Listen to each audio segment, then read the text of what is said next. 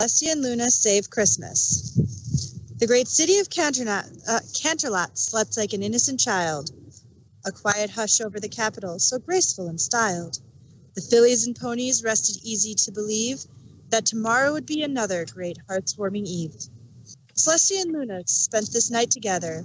These moments between they learned to treasure. When all of a sudden their fireplace did roar, and out plopped a stranger flat onto the floor.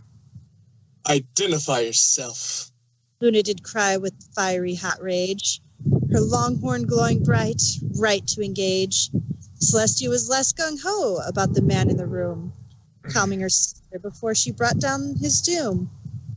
He wore a bright red suit and dark black boots, and a thick white beard with long settled roots. His cheeks were pink with a flushed, healthy look, and whenever he moved, his fat belly shook. Before Celestia could ask what the weird man his name, he jumped in a move that put Rainbow Dash to shame, and landed with his belly jiggling like half-frozen honey, speaking in a loud voice that gave Luna a run for her money. Ho, ho, ho, He said and shook Luna's hoof with a smile. You're hard mares to find. Hope this was worthwhile. Luna jerked back her leg and scowled at the stranger, still seeing him as a grossly overweight danger. I don't mean to be rude, the white sister said next. But why are you here? She asked in a voice surely vexed. The fat man laughed again and took off his red cap, tucking it under his arm and closing his mitted hands in a clap. Celestia and Luna, I'll make my story quick. You see, where I come from, I'm known as St. Nick. And every time around this year, I go and deliver toys to all the good little girls and little boys. Sorry. Here's my problem, St. Nick said with remorse. I have 8 magic reindeer that steer my course, but they've fallen quite sick and can no longer fly, and Christmas will be cancelled if I can't stay to the sky.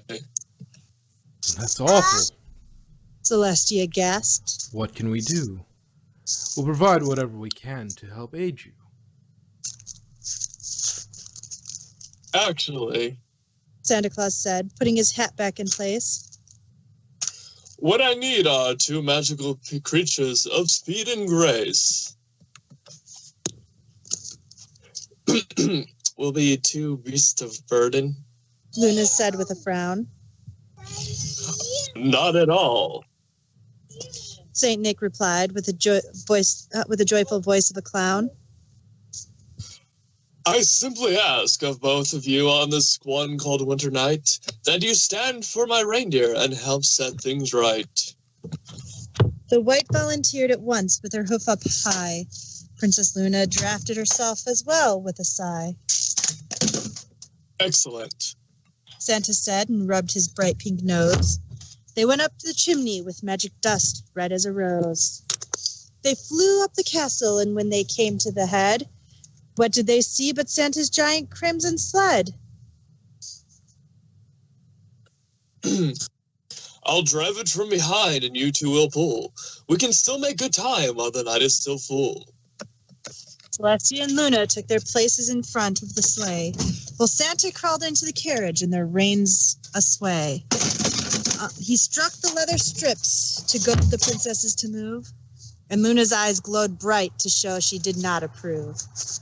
When the 2 princesses lifted the big red sled into the air, Santa called out their names from his carriage's chair.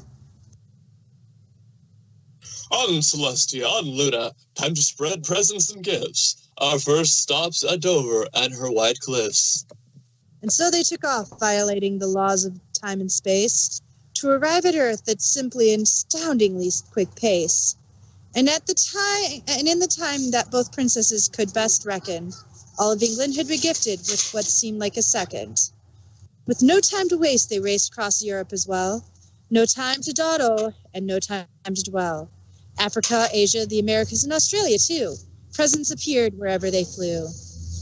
With the last present delivered, St. Nick jumped back on his ride, his relief and good cheer impossible to hide. Celestia and Luna, I cannot express in the least how much you have helped from the west to the east. Always happy to help. Celestia replied with her radiant glow. Luna simply nodded, so very slowly with her gaze held low. Luna, cheer up. Santa said. You helped save Christmas and more. If it weren't for you and your sister, children would find tomorrow a bore. We thank you for your gratitude, but we must admit that after this night, my sister and I will once again split. Our moments together are rare, and after this night, it'll be hard to just visit my sister outright. Santa scratched his great chin, and his mind went to work, and he thought of a plan that made him smirk. You two have done so much for me, and it wouldn't seem right to thank you in some way for your help tonight. The guards came into the chambers the morning, and when neither sister was there, they raised a warning. They searched high and low for the two sisters gone, with no pony Alice capable of raising the dawn. When all of a sudden the sun rose with a flash, and the guards took arms quickly to dash and find the princess who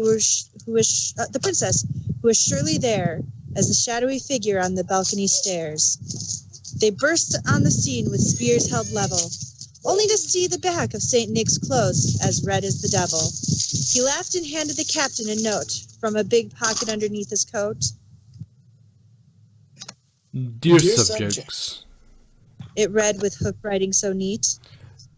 Do not be alarmed if you could not find us to greet. St. Nick here will use his magic to raise the sun and the moon for our nation. As for Luna and I, we'll be taking a vacation. The end! Ho, ho, ho!